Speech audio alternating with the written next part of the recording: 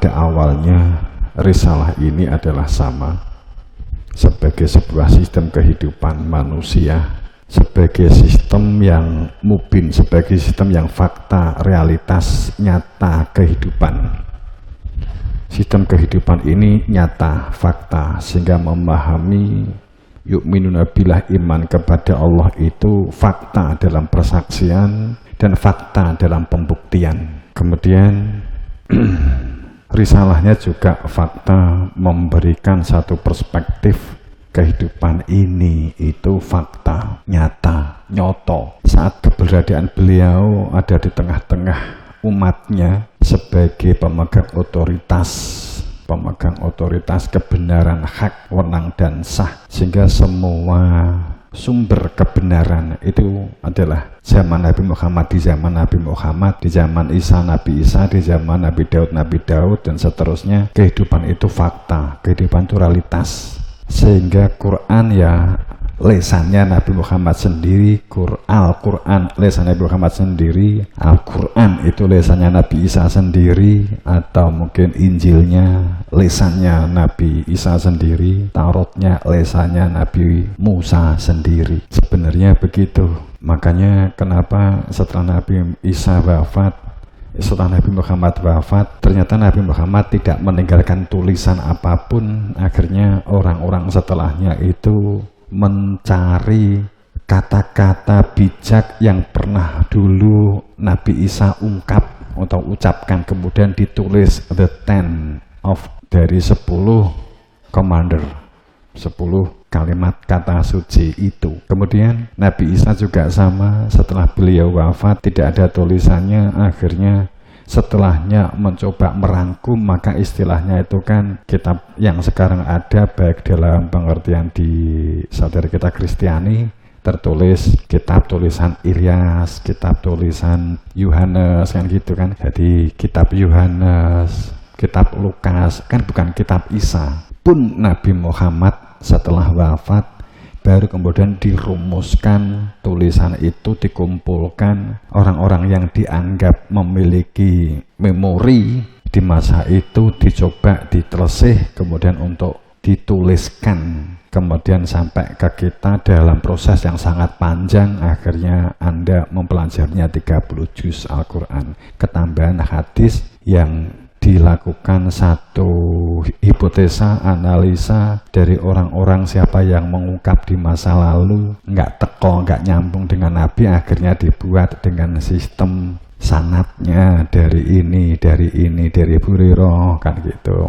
Nabi bersabda, kan begitu. Tapi Nabi sendiri tidak membuat tulisan sebagai tulisannya ke tangan Kanjeng Nabi sendiri setelah gitu ini, kan enggak. Karena fungsi al-hadis, ucapan yang langsung dari Kanjeng Nabi disebut al-hadis. Kemudian saat jarak kan sudah katanya kan hadis. Kemudian Nabi pada saat al-hadis, sesuatu yang terlontar, entah sebagai petunjuk, sebagai perintah, sebagai dawuh, kemudian itu berfungsi. Karena Nabi si sugeng, maka disebut al-hadis. Ucapan lesannya Kanjeng Nabi, petunjuk Kanjeng Nabi, dirumuskan 200 tahun setelah Nabi Muhammad wafat. Hadis ini, hadis ini, hadis ini.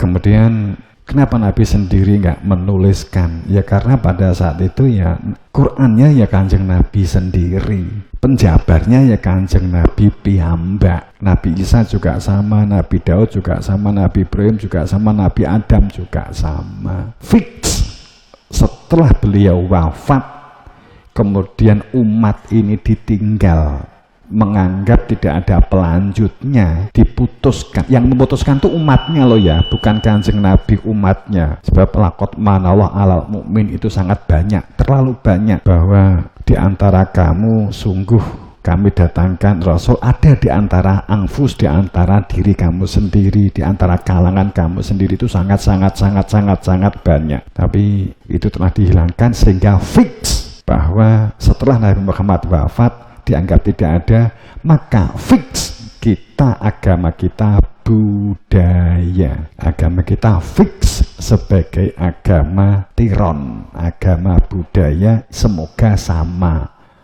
buktinya semua dalam sejarah ulama, proses terjadinya pendapat hukum A, hukum B, hukum C, hukum D, hukum E, hukum F, hukum G, hukum Z, hukum ZA, hukum ZB, hukum ZC, itu semuanya pertentangan, pertikaian, dan tidak sedikit berdarah-darah. Hebat kalau kamu membaca sejarah. Ini kan tidak diungkap.